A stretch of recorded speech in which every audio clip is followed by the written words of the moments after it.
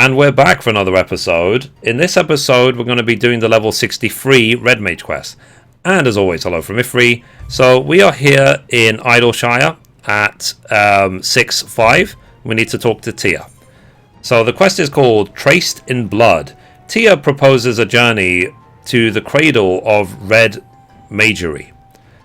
Are you ready to depart? The journey I have in mind will take us into the mountains of Girabania, where we will visit the ziggurat built by the Red Mages of Eld.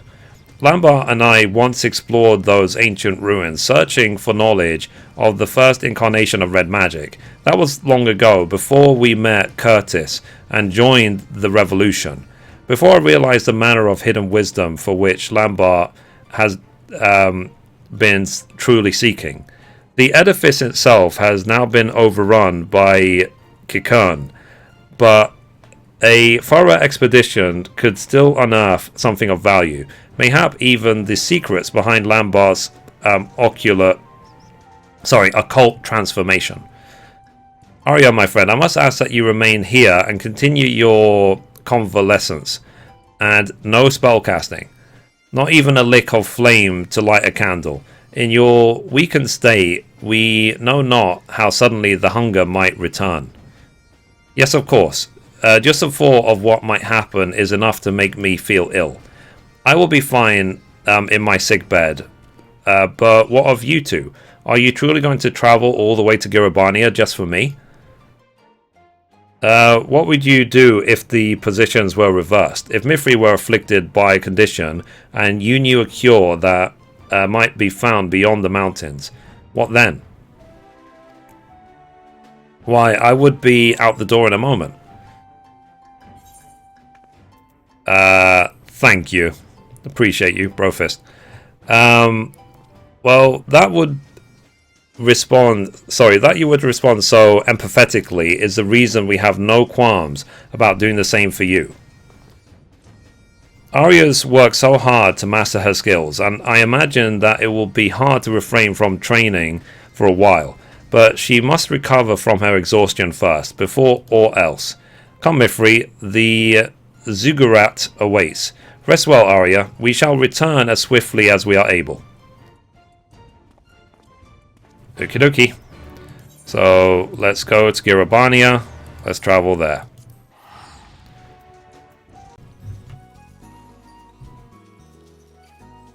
Okay, here we are.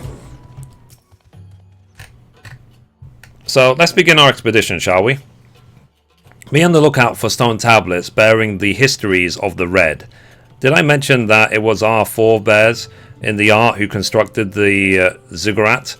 It was built to suppress the unstable weather that was whipped up in the wake of the era's calamity, a sort of dampening weight that slowed the land's raging currents of aether to a trickle. In time, however, the ziggurat also became a library where successive generations of red mages enshrined their stories and their secrets. 'Tis a shame that so many of these precious slates have since been lost to plunderers, or simply worn down by the ravages of time.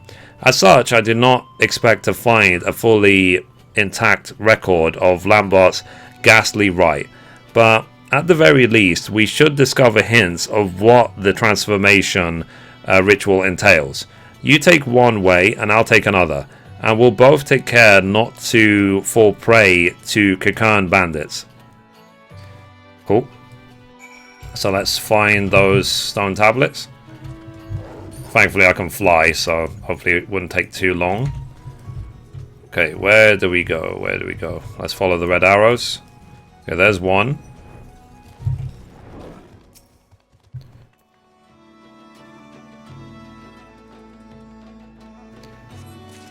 Okay, let's go for the next one.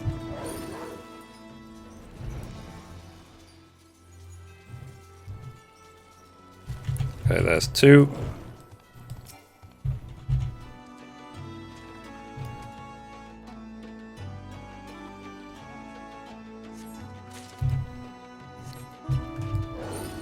Let's get the third one now.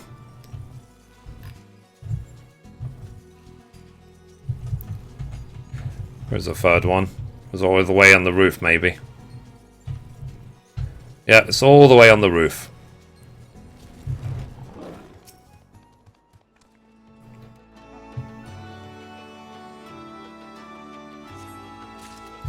Okay, so let's go talk to Tia now.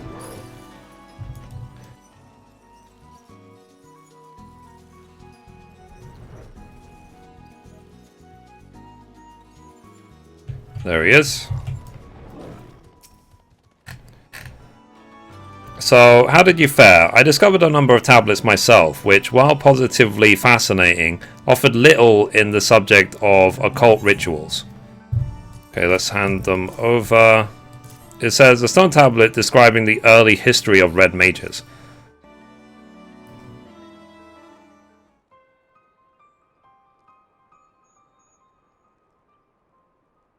So, aho!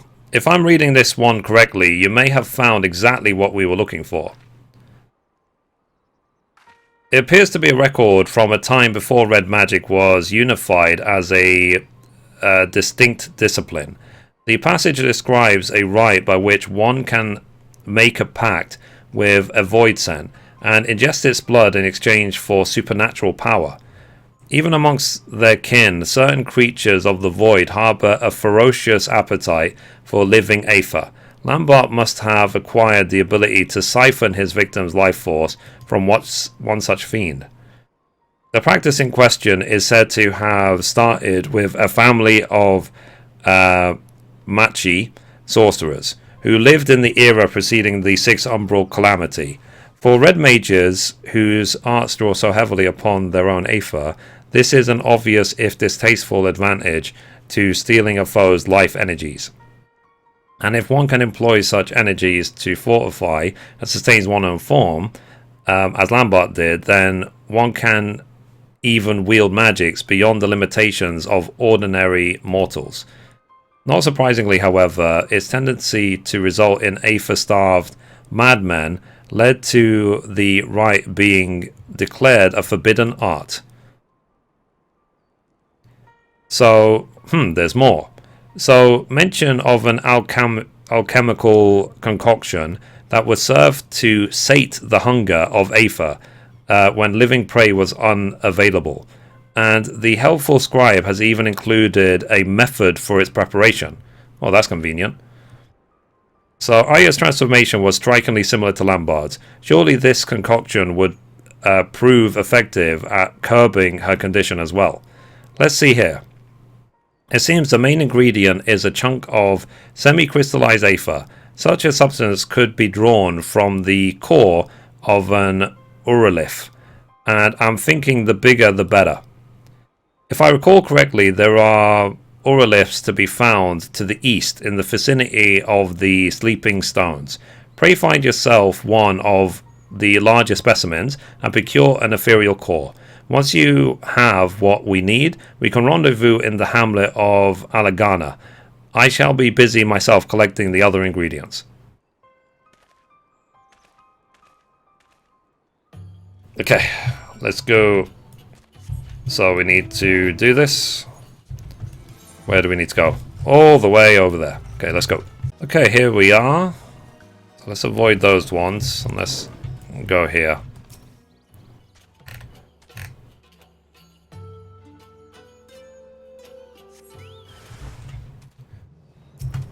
Oh, jeez. Okay.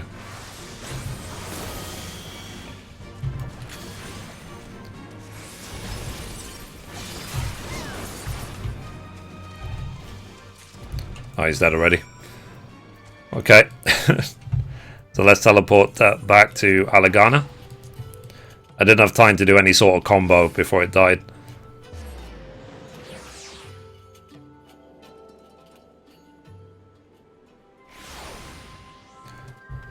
Okay, let's talk to Tia.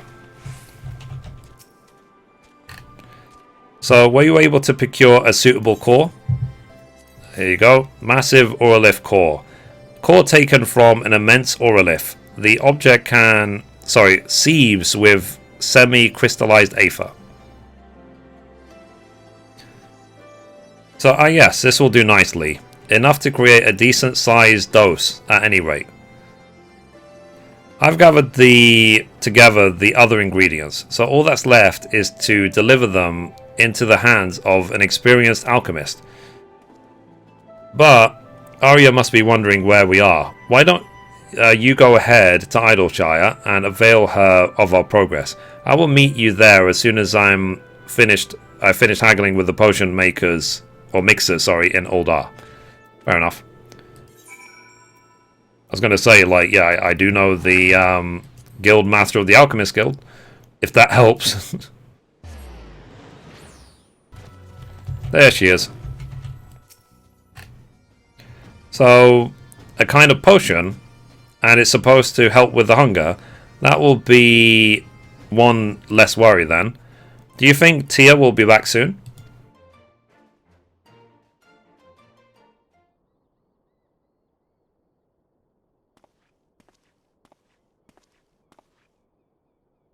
I am returned.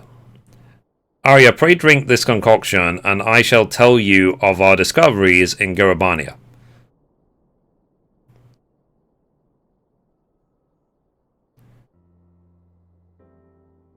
Aye, by the gods. The taste was not exactly pleasant, but I already feel much recovered. It's as if a cool stream of water was poured on the fire on my chest. I don't know how to thank you. Your smile is the finest reward we could have asked for, but I ask that you do not become complacent. That tonic is merely meant to help replenish your depleted aether.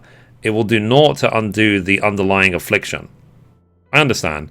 If I exhaust my mana again, I will be back where I was, a savage controlled by hunger, which means I should still give up on training for now.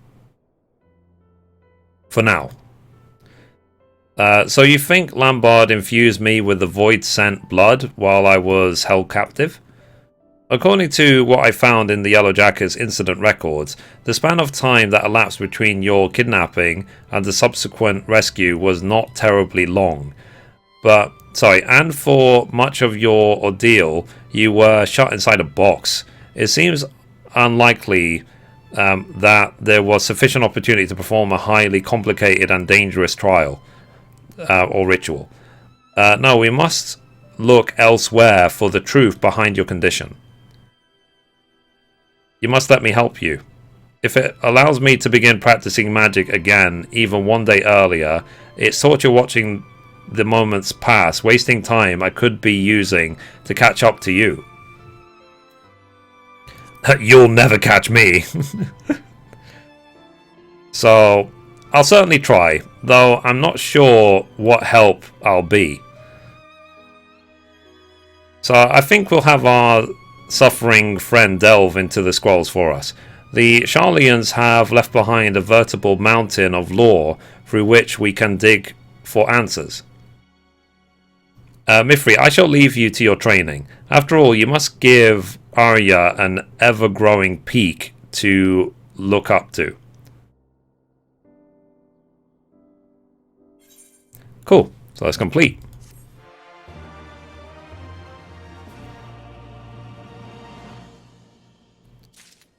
Nice. So that was the level 63 quests. And the next one, level 65. So anyway, guys, that's it for this episode. Thank you for watching. And as always, goodbye from me and goodbye from Mithrie. Bye, guys.